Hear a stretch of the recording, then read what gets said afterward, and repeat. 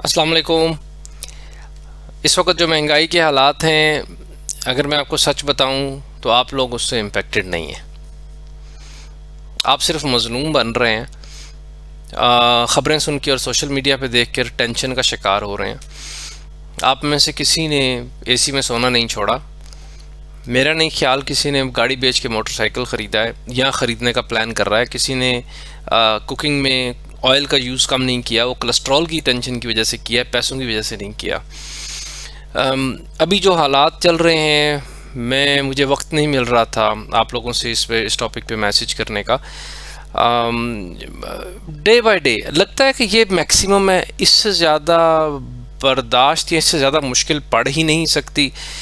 और ये बस हद हो गई है और सुबह कुछ हो जाएगा या रात को कुछ बदल जाएगा, यानी कुछ कुछ होने वाला है। और हर रोज़ ये देखते देखते देखते ये चीज़ ऊपर से ऊपर जाती जा रही है। मसला ये है कि मैं जो आपको कह रहा हूँ कि आप सिर्फ मजलूम बन रहे हैं, उसकी एक वजह यह है कि हमें उस उन लोगों को जो इम्पेक्ट हो रहे हैं या जो क्लास इम्पेक्ट हो रही है उसके साथ हमारा इंटरेक्शन नहीं है, और बहुत लिमिटेड इंटरेक्शन है। हमारी जो रियल इस्टेट ने तरक्की की है, ख़ासतौर पे जिस तरह भी पाकिस्तान में ये हाउसिंग सोसाइटीज़ वगैरह हैं, उन्होंने ये इंश्योर किया है कि कहीं कोई गरीब किसी अमीर के साथ मिक्स ना हो जाए, और इवन अपर मिडिल क्लास और मिडिल क्लास भी साथ ना रहे।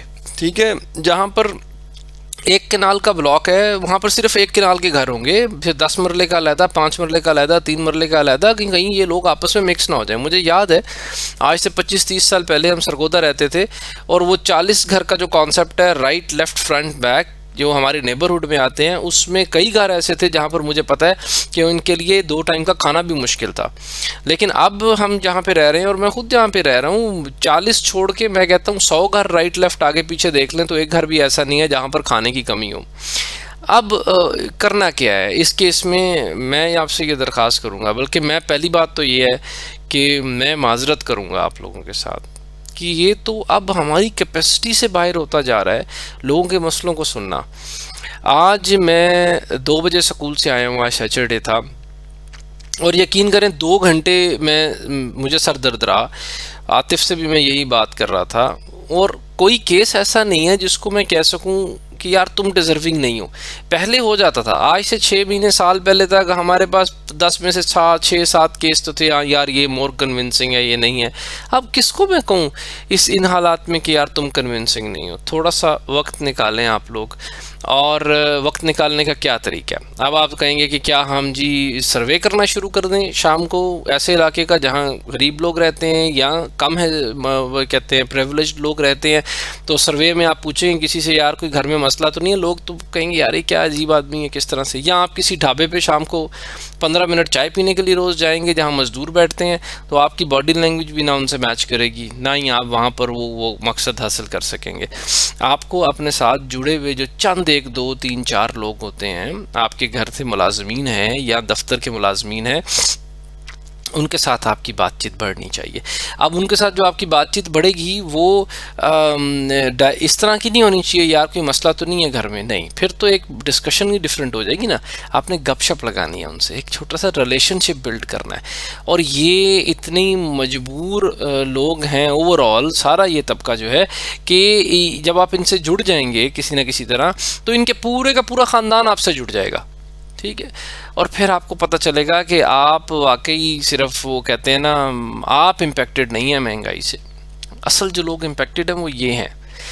अच्छा, अगर आप पाकिस्तान में नहीं हैं, जो मेरे पाकिस्तान से बाहर रहने वाले दोस्त हैं, यार 1 साल पहले डॉलर 150 का था, आज 204-205 रुपये के आपके सामने है। मुझे याद है कि आज से 10-12 साल पहले बहुत सी जगहों में मैंने पाकिस्तान से बाहर काम किया। 10-12 साल पहले जो मेरा लॉन्ग स्टे था, जहाँ मुझे डॉलर्स में सैलरी मिलती थी, तो वहाँ पर उस वक़्त मेरी सोच वो नहीं थी जो मेरी आज है। मुझे खुशी होती थी डॉलर बढ़ता था। मैं किसी से कहता था या नहीं कहता था, मेरे घर से भी कॉल आती थी ना कि यार ये बड़ी महंगाई हो गई है, तो मैं उधर बैठा खुश होता था कि भाई मेरा तो बैलेंस बढ़ गया है, मेरी तो इनकम बढ़ गई है। अब अगर आज से 1 साल पहले मैं देखूँ, मेरे वो दोस्त जो $10,000 मैं कहता हूँ सैलरी ले रहे हैं मिसाल के तौर पे आफ्टर टैक्स, तो आज उनकी सैलरी तकरीबन 21 लाख रुपए बनती है, और आज से 1 साल पहले उनकी सैलरी 15 लाख रुपए बनती थी। तो यार ये जो डिफरेंस आया है ना 5-6 लाख रुपए का, इसकी कुछ परसेंटेज हर महीने बगैर सोचे, you need to pass it on to this nation. ये लोग बहुत मुश्किल में हैं, और अल्लाह ताला की तरफ से ये मामला ऐसा है कि वही वेरिएबल, वही पैरामीटर जिसकी वजह से लोगों की चीखें निकल गई हैं, वही पैरामीटर जो है उसने आपकी वेल्थ को इंक्रीज़ कर दिया। तो अगर आप इस वक्त ये जिम्मेदारी पूरी नहीं करेंगे तो ये काम नहीं चल सकता। तो एक सोच तो मेरे पास ये आई कि मैंने अपना पूरा दिमाग लगा के बजट बनाने की कोशिश की, 650 रुपये लीटर ऑयल यूज़ करके, और उसके बाद फिर ये पेट्रोल की कीमत डाल के ये 20, 22, 25, 30, 35 हज़ार रुपया सैलरी वाले लोगों का मैं नहीं बना सकता। एक सोच तो मेरे पास ये आई कि यार मैं आपसे कहूँ कि आई एम सॉरी, मैं अब ये ज़िम्मेदारी सब शेयर करें, ठीक है, मैं ये काम नहीं कर सकूँगा, मैं किस हद तक कर लूँगा। एनीवेज़ फिर मैं दोबारा मैंने अपने आप को कंपोज किया। मैंने कहा कि नहीं यार, हमें आगे बढ़ना है और उसको किसी न किसी तरह डील करना है। तो प्लीज़ स्टे विजिलेंट, और मुझे भी बताएं, और ख़ास तौर पे जो मुल्क से बाहर लोग हैं यार, आप इस कैलकुलेशन को करें कि आपके वहाँ पर जो एसेट्स हैं उसकी कीमत साल पहले क्या थी और आज क्या थी, और उसकी कुछ परसेंटेज इधर मुंतकिल करें इन लोगों के लिए। अदरवाइज़ ये मामला बहुत मुश्किल होगा। मेरे पास सिर्फ आज 10 लाख रुपए की केस आए हैं, जो रिक्वेस्ट्स आई हैं, और उसमें ऐसी ऐसी रिक्वेस्ट थी कि मैं आपको क्या बताऊं। जो बच्चियों की शादियों के मसाइल हैं, जो डाइवोर्स रेट चल रहा है इस वक्त, जिस तरह से अलहदगी हो रही है, और बच्चे जो हैं वो बेचारे वो ख्वार हो रहे हैं। मैं अगर सादा ज़ुबान में बात करूं जो हम करते हैं, तो उसमें किसको आप ना करेंगे। तो मेरे पास अभी 3 बच्चियों की शादियों के केस हैं, मेरे पास मरीज़ है, किसी का घर बनने वाला है जिसकी वजह से मामला आता है, 2-3 लोगों का रिक्शा या रोज़गार का प्रॉब्लम है, एक कैंसर पेशेंट है। ये तकरीबन 10 से 12 लाख रुपए की मेरे पास केसेस हैं, जो ऑलमोस्ट हमें immediately with in next few days और 2-3 हफ्तों के अंदर क्लोज़ करने हैं। बहुत शुक्रिया आपका, मैंने वक्त लिया।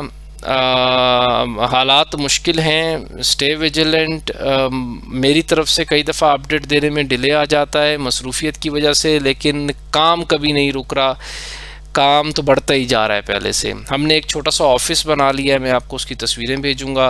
वो ऑफ़िस जठोल गांव में है, कमाहा और जठोल के दरमियान में बनता है। तो अब लोग बहुत ज़्यादा आ रहे हैं और बहुत ज़्यादा काम हमारा बढ़ गया है, जिसकी वजह से वक्त ज़्यादा उधर लग रहा है। तो बल्कि अब जब मैं इधर उधर के सारे पैसे अपने दोस्तों के जो जिसके पड़े होते हैं, जब मैं लगा चुका होता हूँ, जब मैं नेगेटिव में चला जाता हूँ, तो फिर मुझे इस अपील करने के लिए वक्त निकालना पड़ता है कि हमें पैसे चाहिए उन लोगों को केसेस को सर्व करने के लिए। बहुत शुक्रिया। आई एम श्योर कि आप इसको सीरियसली लेंगे। Thank you.